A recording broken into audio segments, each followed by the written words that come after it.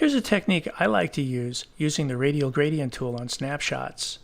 In this particular shot of my daughter and her friend, the faces are too dark because the camera exposed for the sky, which looks pretty good, as well as the background. However, the faces are definitely too dark and there's a lot of shadow that we don't want. So to get started, I'm going to just click on the Auto button in the Basic panel to see what Lightroom gives me.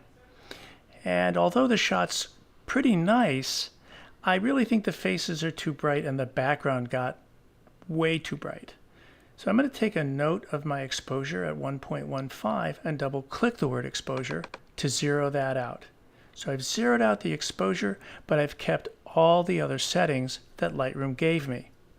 And this is where the fun begins, because we're going to go to the Radial Gradient Tool up at the top here, and we're going to choose from the Effects menu, Dodge, Lighten. And then we're going to adjust the shadows by 25. And we won't see anything until we click and drag an ellipse over the canvas, or in this case, Emily's face, and then float our cursor over the ellipse for the double arrows, and then the hand to move the ellipse into position.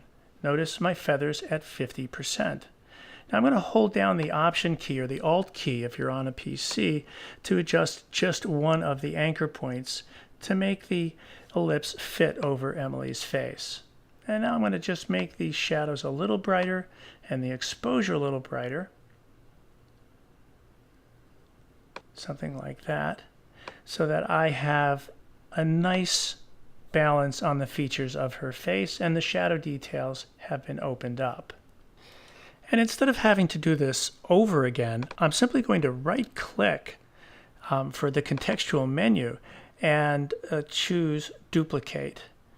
And now it seems a little too bright, but then when I put my cursor over the bullet and drag it, you'll notice I have two bullet points on my canvas, 1 and 2.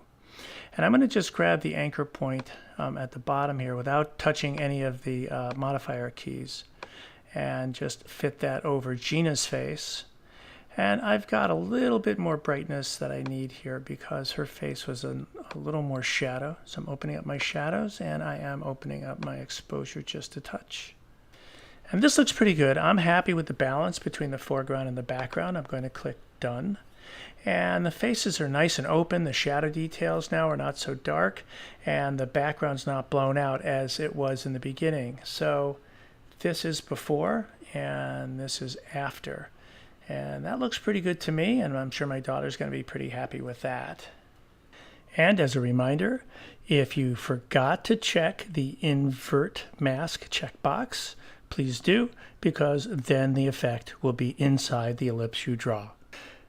And this is Lightroom Guy. Thanks for watching.